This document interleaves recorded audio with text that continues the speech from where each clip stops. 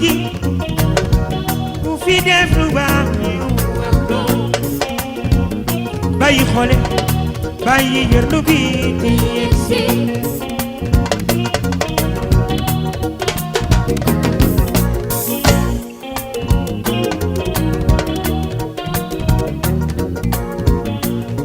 jamono ji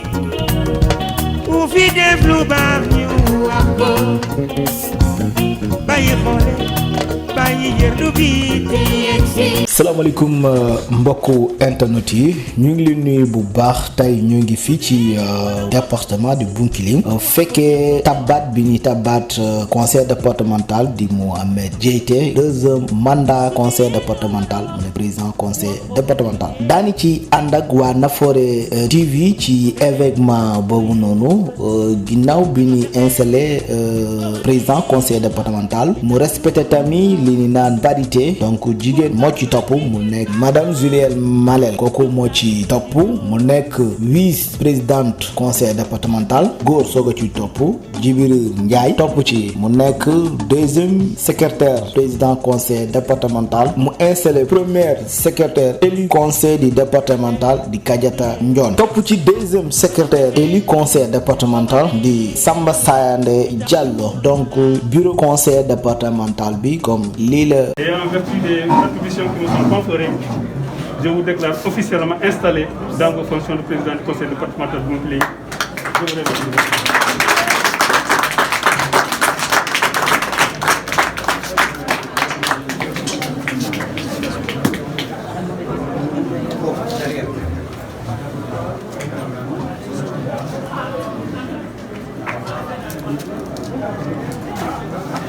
Félicitations, merci.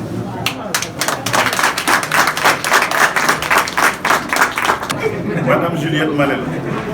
au nom du conseil départemental, je vous installe officiellement dans vos fonctions de première vice-présidente du conseil départemental de Bounkiling.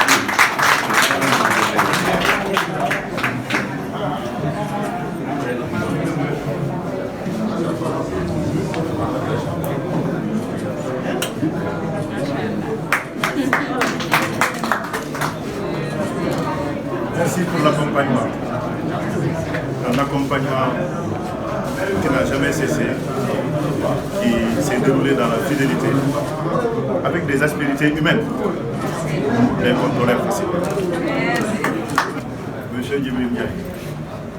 je vous installe, au nom du conseil départemental, je vous installe officiellement dans vos fonctions de deuxième vice-président du conseil départemental de Bounkiling.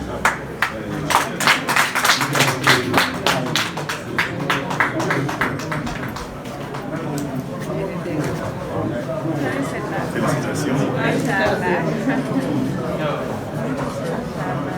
yow moom bu ma wax dara boo yàqee rek mën na mu sama madame Khadijata Ndione, au nom du conseil départemental, je vous installe officiellement dans vos fonctions de premier secrétaire élu du conseil départemental de Bounkiling.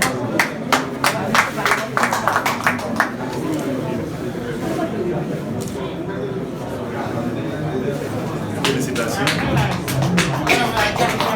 Merci pour l'accompagnement courageux. Monsieur Samba Sayande Diallo,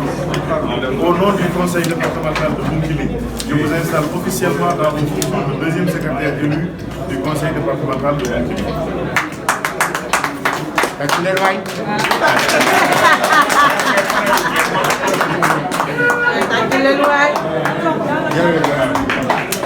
Félicitations. voilà président ci kàllaamay ko ci nga tënkal ñu ko gannaaw bu ñu la falee ba pare. waaw bi ñu ma falaatee ci boppu conseil départemental Bounkiling li ma njëkk a def mooy may sant yàlla di sant samay waajur di gërëm Seydina Muhammad sallallahu taala alayhi wa sallam di sant population de Bounkiling ñi ñu fal yëpp di sant conseillers départementaux yi nga xamante ne tey ñoo participé ci cérémonie bi di gërëm di sant yi préfet département de Bounkiling monsieur Mbassa Sène li nga xamante ne bi ñu fi nekkee ba léegi wax dëgg yàlla mi ngi liggéeyal département de Bounkiling liggéey bu rafet. bi ma génnee ci sant ak gërëm ma wax ne kontaan naa trop ci conseillers ñi nga xamante ne ñoom ñoo fal bureau bi tey ndax seen liggéey rafet na kenn ku ne bi mu ñëwee dafa fàtte sax parti bi mu bokk mbaa coalition bi mu bokk gis ngeen ne premier poste bi rek moo andi sax voté mais poste yu ci des yëpp benn candidat mooy am ñeneen ñi duñu sax yëkkati seen loxo kon boog élection à l'unanimité moo fi am moo tax vote bi gaaw na nii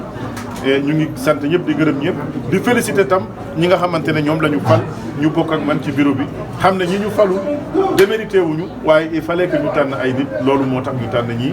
waa di sant di gërëm ñëpp. waxoon nga tamit ñëpp war a sóobu ci wàllu liggéey pour li ngeen ci mbébét mu gaaw a jàpp. waaw xam ngeen ne liggéey benn nit mënu ko def équipe mooy mën a def liggéey bi équipe bi 46 personnes la 46 personnes 40 personnes la ma ne damay kii excusez-moi ñeenti fukki nit ñooy conseillers départementaux yi kon boog ñu ngi invité ñeenti fukki nit conseillers yooyu ñu dugal seen loxo ci liggéey bi. ndax dafa yaatu macha allah te lu bokk frontière ak am. waaw